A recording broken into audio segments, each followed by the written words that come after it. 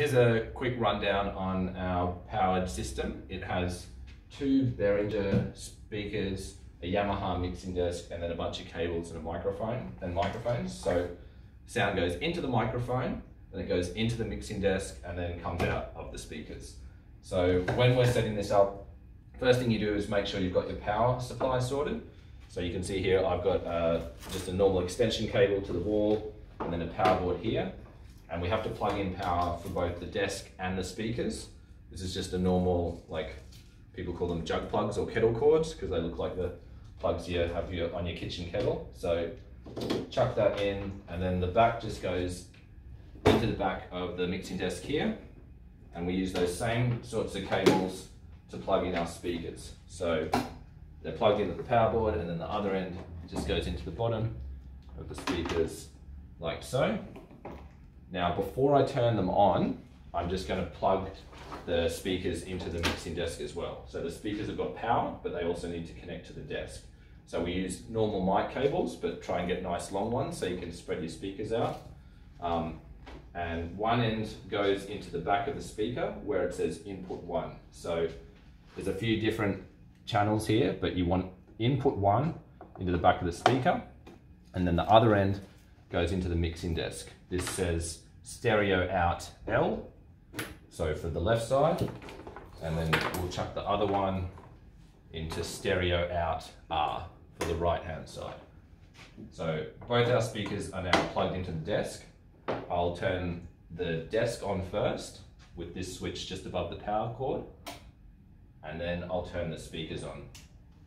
At this point you should just check that power's coming through. You'll see there's a little light on the speakers here and here, and similarly the lights should come on the desk. If your lights don't come on, you've got a problem with the power supply.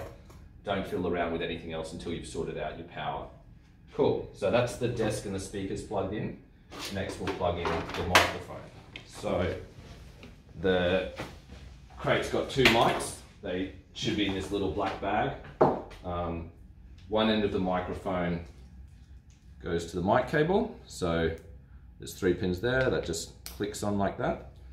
And the other end will go into channel 1 over here. So that 3 pins there goes into the top of the desk. Just be gentle with it, don't force it. If it's not going in, you've just got to make sure it's on into the right way. So on this desk, we've got kind of 2 volume controls for each channel. We've got the white gain knob at the top, and then we've got the fader at the bottom. So I'll bring the fader to about 20, the gain sort of pointing upwards at 12 o'clock. And then right now you're not hearing any sound because I've still got to turn the master up.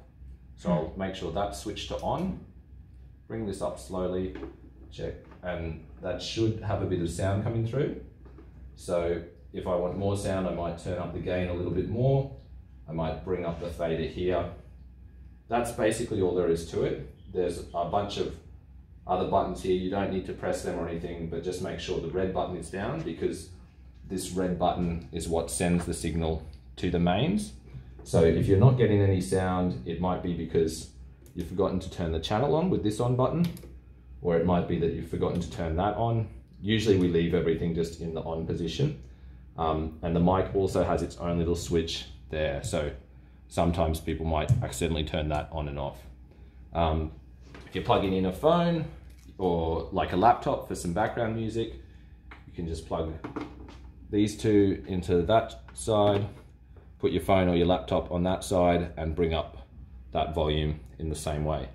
So that's basically the setup. Just remember that when you're setting up the system, set it up so that the microphone isn't in front of the speakers, because if the mic's here, you'll get a bit more noise and distortion. You kind of want the speakers to be at the front and the person speaking at the microphone to be a little bit behind.